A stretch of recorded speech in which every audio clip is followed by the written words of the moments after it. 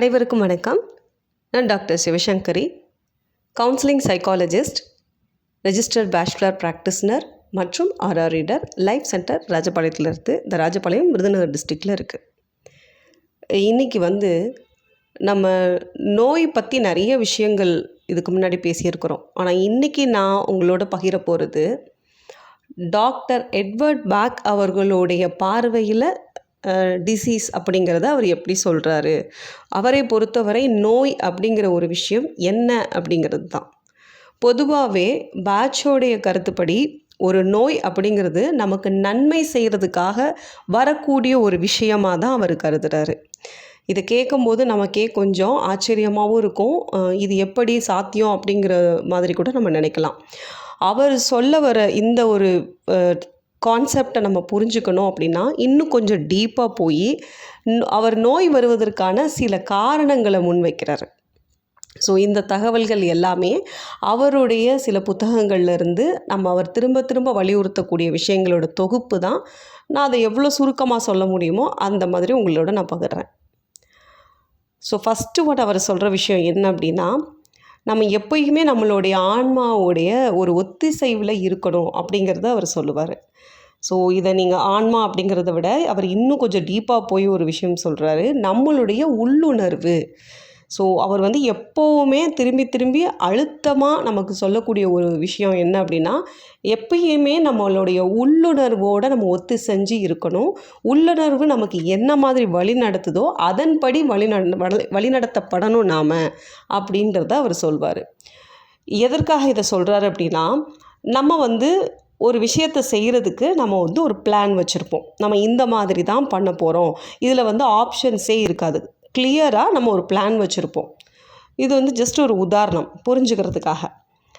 ஆனால் அந்த நேரத்தில் நம்மளோட ஃப்ரெண்ட்ஸோ இல்லை நம்மளோட ரிலேட்டிவ்ஸோ இல்லை நம்மளோட பேரண்ட்ஸோ சிப்ளிங்ஸோ நமக்கு இந்த விஷயத்தை நீ இப்படி பண்ணுறத விட இந்த மாதிரி கொஞ்சம் மாற்றி பண்ணால் இன்னும் நல்லா சுலபமாக முடிக்கலாம் அப்படின்னு சொல்லி அவங்களோட ஐடியாவை கொண்டு திணிக்கும்போது, இல்லை நான் என்னோடய விஷனில் நான் ரொம்ப கிளியராக இருக்கிறேன், ஸோ என்னோடய ஐடியாவும் ரொம்ப கிளியராக இருக்குது, நான் இப்படி தான் பண்ண போகிறேன்னு சொல்லிட்டு நீங்கள் என்ன முடிவு பண்ணிங்களோ அதன்படி எக்ஸிக்யூட் பண்ணிட்டீங்க அப்படின்னா அங்கே பிரச்சனை கிடையாது. அதுக்கு பதிலாக உங்களோட ஐடியாவிலேருந்து மாறி இன்னொருத்தருடைய கருத்துக்களை அந்த இடத்துல கொண்டு நீங்கள் ஒரு தோல்வியை தழுவினாலும் சரி ஒரு வெற்றியை தழுவினாலும் சரி அது உங்களோட ஐடியாவில் வந்தது இல்லை. அந்த இடத்துல நீங்கள் உங்களோட ஐடியாவிலேருந்து வேற ஒருத்தராக மாறிட்டீங்க. ஸோ உங்களுடைய உள்ளுணர்வோடைய வழிகாட்டுதலிருந்து நீங்கள் மாறி போயிட்டீங்க. ஸோ இதுதான் நோய் வருவதற்கான அடி ஆரம்பம் அப்படின்னு சொல்கிறாரு. அதுதான் அந்த ரூட் காஸ் அப்படின்னும் சொல்கிறாரு.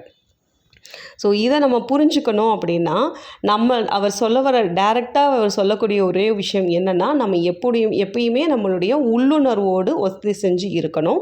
அது மட்டும் இல்லாமல் நமக்கான பாதையில் வகுக்கிறதுல நம்ம ரொம்ப தெளிவாக இருக்கணும். ஒரு தடவை நம்ம ஒரு விஷயத்தை முடிவு பண்ணிட்டோம் அப்படின்னா எந்த குறுக்கீடு வந்தாலும் அதிலிருந்து விலகக்கூடாது அப்படிங்கிறதும் சொல்கிறாரு. அது மட்டும் இல்லாமல் நம்மளுடைய ஆன்மாவானது நமக்கு ஒரு விஷயத்தை எப்பயுமே உணர்த்திக்கிட்டே இருக்கும். அது எதுவாக வேணாலும் இருக்கலாம். அதை நம்ம செய்யாமல் விடும்போது இக்னோர் பண்ணும்போது அதனால் நமக்கு ஒரு பின்விளைவுகள் மோசமாக வரும்போது நம்ம யோசிப்போம், ஏற்கனவே தோணுச்சு நம்ம அப்படி செஞ்சுருக்கணும்னு சொல்லிட்டு, பட் நான் தான் செய்யலை. இதை நம்ம நிறைய பேர் சொல்லுவோம் நிறைய இடத்துல. நான் நினச்சேன் ஆனால் நான் மாற்றி பண்ணிட்டேன், அதனால தான் அப்படி சொதப்பிடுச்சு. ஒருவேளை நான் நினச்ச மாதிரியே எக்ஸிக்யூட் பண்ணியிருந்தால் கரெக்டாக வந்திருக்கும் அப்படிங்கிற ரியலைசேஷன் லேட்டாக பண்ணுவோம். ஸோ இதுவும் கூட நமக்கு வருவதற்கான அவர் இங்கே நோயின் குறிப்பிடுறது எந்த ஒரு பேருமே அவர் வைக்கலை.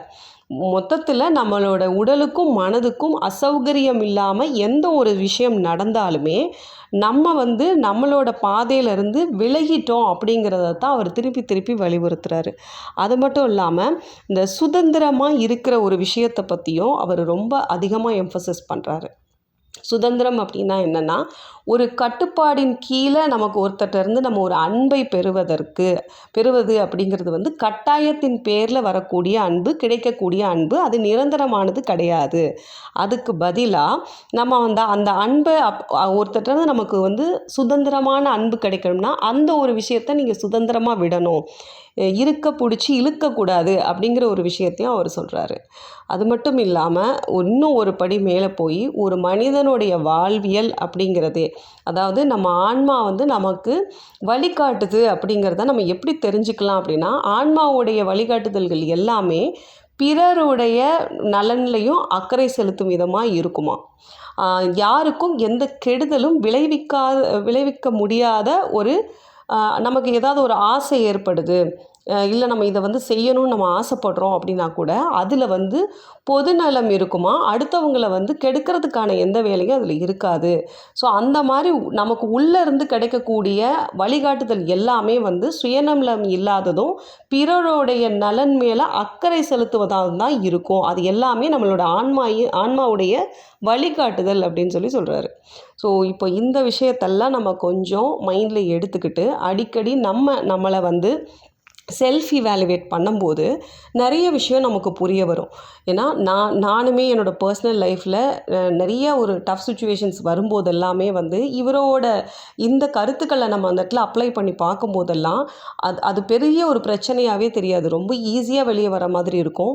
அதை விட முக்கியமான விஷயம், நம்ம இன்றைக்கி பயன்படுத்திகிட்டு இருக்கக்கூடிய மலர் தீர்வுகள் எல்லாமே அவருடைய உள்ளுணர்வின் வழிகாட்டுதலின் பேரில் தான் அவர் கண்டுபிடிச்சதாக நிறைய இடத்துலையுமே அவர் சொல்லியிருக்கிறாரு. ஸோ உள்ளுணர்வு அப்படிங்கிற ஒரு விஷயத்துக்கு நம்ம ரொம்ப மிகுந்த முக்கியத்துவம் கொடுக்கணும். அதுதான் நோய் வருவதற்கான அடிப்படை காரணமாகவே அமையுது. எப்போ நம்ம உள்ளுணர்வை புறக்கணிக்கிறோமோ ஸோ அது வந்து நமக்கு ஒரு கஷ்டத்தில் கொண்டு போய் விட்டுடும் அப்படிங்கிற ஒரு விஷயத்த சொல்கிறாரு. எப்பயுமே நம்மளோட ஆன்மாவுடைய வழிகாட்டுதலில் வந்து ஒத்திசைஞ்சே செயல்படணும். ஒரு விஷயம் நமக்கு பிடிக்குது அப்படின்னா அதனால் யாருக்குமே எந்த பாதிப்பும் இல்லை அப்படின்னா அதை உடனே பண்ணிடுங்க அப்படிங்கிறதையும் சொல்கிறாரு. அதை வந்து வேறு காரணங்களுக்காகவோ வேறு யாருக்காகவோ நம்மளோட சோம்பேறித்தனத்துக்காகவோ அதை தள்ளி வைக்கிறது, ஒத்தி போடுறதுமே கூட நமக்கு அந்த நேரம் கிடைக்க வேண்டிய, அதாவது நம்ம ஆன்மாவுக்கு கிடைக்க வேண்டிய அந்த அனுபவத்தை நம்ம பெற விடாமல் தடுக்கிறோம் அப்படிங்கிறதையும் அவர் சொல்கிறாரு. இது வந்து அவருடைய புத்தகத்தோடைய சாராம்சங்களை வச்சு தான் நான் உங்களுக்கு இதை சொல்லியிருக்கேன். ஸோ அவருடைய டாக்டர் பேட்சோடைய பார்வையில் நோய் அப்படிங்கிறது ஸோ இந்த மாதிரியான விஷயங்களை வச்சு தான் அவர் எக்ஸ்பிளைன் பண்ணுறாரு. அந்த நோய்க்கு நீங்கள் என்ன பேர் வேணாலும் வச்சுக்கோங்க, ஆனால் நோய் வந்ததுக்கான காரணம் என்னவோ நீங்கள் உங்களோட ஆன்மாவோட ஒத்திசைஞ்சு போகலை, உங்களோட உள்ளுணர்வுக்கு நீங்கள் மதிப்பு கொடுக்கலை, சுதந்திரமான அன்பை பெறுறேன் அப்படின்னு சொல்லிட்டு நீங்கள் வந்து அதுக்கு சுதந்திரமே அளிக்கலை. ஸோ இதெல்லாம் நீங்கள் சரி பண்ணிங்க அப்படின்னாலே நோய் அப்படிங்கிற ஒரு விஷயம் இல்லாமல் வாழலாம் அப்படிங்கிறது தான் சொல்கிறாரு. இதை பற்றி நம்ம ரொம்ப டீட்டெயிலாக நீங்கள் தெரிஞ்சுக்கணும் அப்படிங்கன்னா சில புக்ஸோட நேம்ஸ் இங்கே நான் குறிப்பிட்டிருக்கேன். இந்த புக்ஸ் எல்லாம் போய் நீங்கள் ரெஃபர் பண்ணும்போது உங்களுக்கு அதை பற்றி இன்னும் தெளிவான ஒரு புரிதலை வந்து அது ஏற்படுத்தும்.